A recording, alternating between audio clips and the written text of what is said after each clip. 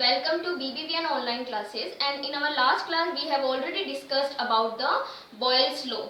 Today I am going to tell you about the next laws that explains the different properties of a gas, and that is first I am taking Charles law. This is the second law of for gases. ये कौन सा law है? Second law है. First law हमने कौन सा पढ़ा था? Boyle's law. तो Charles law, ठीक है.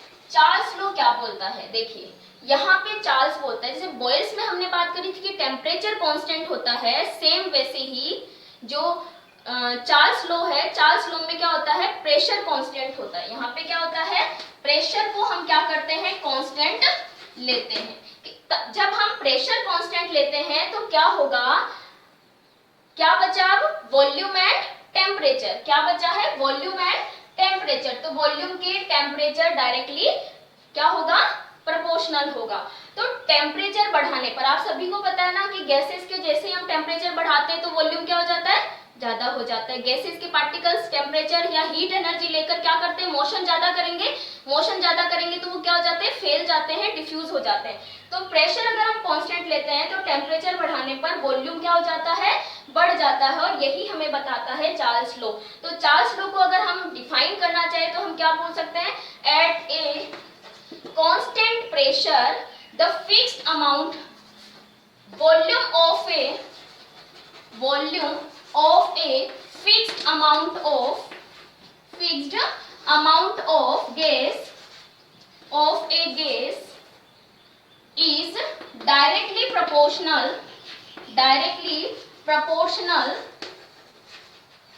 to its या to the temperature.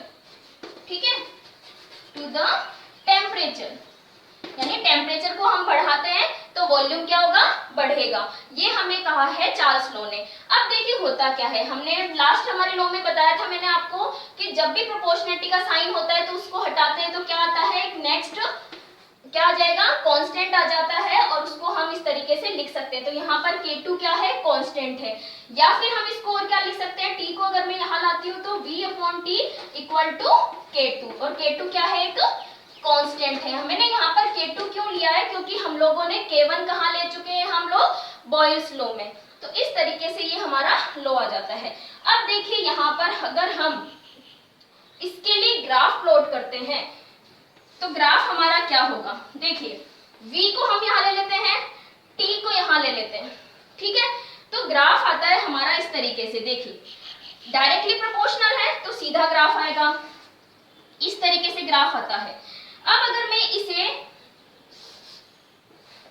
इसे आगे की तरफ ऐसे बढ़ाती हूँ इन ग्राफ्स को, तो ये यहाँ पर पॉइंट आउट होता है और ये वॉल्यूम होता है -2315 डिग्री सेल्सियस. ठीक है, ये जो मैंने ग्राफ खींचा है वॉल्यूम और टेम्परेचर के बीच में, तो जब भी एट कांस्टेंट प्रेशर, ठीक है, तो ये ग्राफ को जब मैं स्ट्रेट लाइन को जब मैं आगे की तरफ एक्स्ट्रा प्लॉट करती हूँ तो ये कहाँ पर जो टेम्परेचर होता है उस पर जब उसकी जो लाइन है उस पर जब टच होता है तो वहां का जो टेम्परेचर होता है वो इतना आएगा. और ये लगभग सभी गैसों के लिए होता है. किसके लिए होता है? ऑलमोस्ट सभी गैसेस के लिए यही टेम्परेचर होता है. और इस टेम्परेचर हमें क्या बता रहा है कि वॉल्यूम क्या हो गया? 0 हो गया. क्या बताता है ये टेम्परेचर? यानी जब ये लाइन यहाँ टच होगी तो ये हमें रिप्रेजेंट करता है कि वॉल्यूम क्या हो गया है? 0 हो गया. इट मीन्स हम गैसेस की बात कर रहे हैं. इट मीन्स इस टेम्परेचर पे यानी that is the -23.15 degree Celsius, इस टेम्परेचर पर गैसेस एग्जिस्ट नहीं करती है, गैसेस नहीं होती है. तो इस तरीके से ये क्या यहाँ पर एक्चुअल में होता क्या है? यहाँ पर सारी की सारी गैसेस जो होती हैं वो लिक्विफिकेशन होने लग जाता है इस टेम्परेचर के पहले ही. मीन्स अगर हम इस टेम्परेचर तक जाते हैं तो लगभग सभी गैसेस लिक्विड में आ जाती है. मीन्स क्या हो जाती है? लिक्विफाई हो जाती है. तो इस तरीके से ये हमारा ग्राफ है. अब इसके पास में जो हमें ये लाइन मिलती है, क्योंकि यहाँ प्रेशर क्या है? कांस्टेंट है, तो इस लाइन को हम बोलते हैं या ग्राफ को हम बोलते हैं आइसोबार. जैसे हमने बॉयल्स लॉ में क्या बोला था? आइसोथर्म. ठीक है, क्योंकि वहां पे टेम्परेचर कांस्टेंट था. यहाँ बार, देखिए बार क्या होता है? ये यूनिट होती है प्रेशर की. बार क्या होती है? यूनिट होती है प्रेशर की. तो इसीलिए क्योंकि iso, iso mean same, same रहना, सेम क्या रखा है हमने, कांस्टेंट क्या रखा है हमने, प्रेशर। तो इस ग्राफ को हम बोलते हैं आइसोबार। अब देखिए ये तो मान लीजिए मैंने प्रेशर P1 पे लिया, अगर मैं P2 ले लेती हूँ तो हमारा ग्राफ आएगा ऐसे, P3 लेती हूँ तो ग्राफ आता है ऐसे।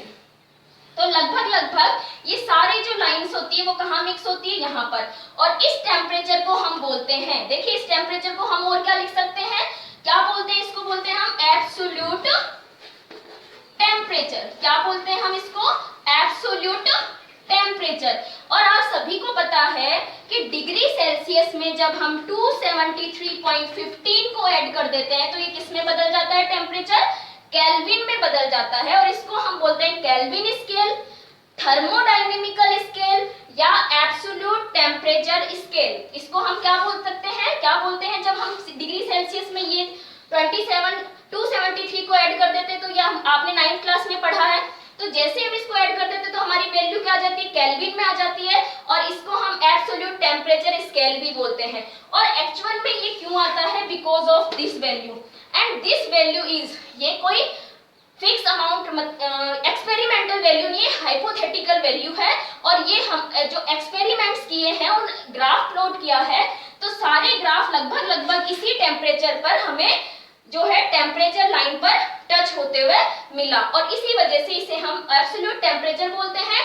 अगर हम इसको डिग्री ये मैंने यहाँ पे डिग्री सेल्सियस लिखा है, अगर मैं इसको केल्विन में लेके जाऊं तो देखिए क्या होगा, केल्विन में अगर हम इसको चेंज करते हैं तो डिग्री सेल्सियस को, तो 273.15, ये तो मैंने डिग्री सेल्सियस वैल्यू लिख ली, प्लस क्या करना है मुझे इसमें, ये 273.15, तो हमारी वैल्यू क्या आ जाएगी, 0 केल्विन। क्या आ जाएगी, 0 केल्विन। और ये क्या है, एब्सोल्यूट टेम्परेचर है। तो अगर आपसे कोई पूछे कि what is absolute temperature, then you can tell -273.15 degree Celsius और 0 केल्विन। एंड इसको एब्सोल्यूट टेम्परेचर इसलिए बोलते हैं क्योंकि इस टेम्परेचर तक आते आते उससे पहले ही ऑलमोस्ट सारी गैसेस लिक्विफाई हो जाती है। तो ये तो हमने बात करी केल्विन स्केल के बारे में, ठीक है, ये मैंने ग्राफ के बारे में बात करी। अब हम आ जाते हैं हमारे नेक्स्ट फॉर्मूला डिराइव करने के लिए। तो देखिए V1T1, अगर मान लीजिए हमने कोई गैस लिया है सेम अमाउंट का और टेम्परेचर हमने बढ़ा दिया तो हमारा जो वॉल्यूम होगा वो बढ़ जाएगा। तो टेम्परेचर अगर मैंने T2 कर दिया तो वॉल्यूम कितना हो गया, V2। तो V1T1 क्या होता है, ये K2 के इक्वल होता है। तो V2T2 भी क्या होता है, K2 के इक्वल होगा। तो क्या हो जाएगा हमारा graph, V1T1 equal to V2T2। तो इस तरीके से ये हमारी नेक्स्ट क्या हो जाएगा, चार्ल्स लॉ को डिफाइन करने के लिए न्यूमेरिकल्स के लिए फॉर्मूला आ जाएगा। नेक्स्ट लॉ की हम बात करते हैं, वो कौन सा होगा, गैलुसेक्स लॉ का, ठीक है। तो नेक्स्ट रूल क्या है अपना, गैलुसेक्स लॉ। देखिए हमने क्या कर लिया, टेम्परेचर कांस्टेंट ले लिया, बॉयल्स लॉ में प्रेशर कांस्टेंट ले लिया, चार्ल्स लॉ में तो क्या बचा है अब हमारा, वॉल्यूम। तो गैलुसेक्स लॉ में क्या कांस्टेंट हो जाता है, वॉल्यूम कांस्टेंट हो जाता है। तो जब हम वॉल्यूम कांस्टेंट लेते हैं तो जो प्रेशर होता है किसी भी गैस का, it is directly proportional to the T। वो क्या होता है, डायरेक्टली प्रोपोर्शनल होता है टेम्परेचर के। अगर हम टेम्परेचर कम कर देते हैं, देखो ये किस तरीके से आप समझ सकते हो कि टेम्परेचर कम कर देते हैं तो आपको पता है पार्टिकल्स का मोशन कम हो जाएगा, मोशन कम हो जाएगा तो वो कंडेंस होंगे तो क्या होगा, प्रेशर ज्यादा एक्सर्ट करेंगे। तो इस तरीके से टेम्परेचर बढ़ने पर प्रेशर कम हो जाता है, टेम्परेचर कम करने पर प्रेशर कम हो जाता है। तो इसी वजह से ये क्या है, डायरेक्टली प्रोपोर्शनल है। प्रोपोर्शनलिटी का साइन हटाते हैं तो क्या आ जाएगा, एक कांस्टेंट आ जाएगा जो क्या है, K3, ठीक है, K3T। या हम इसको और क्या लिख सकते हैं, P/T equal to K3। K3 क्या है यहाँ पे, कांस्टेंट। और हम इस लॉ को कैसे डिफाइन कर सकते हैं, at a constant volume the pressure of a fixed amount of a gas is directly proportional to the temperature, ठीक है।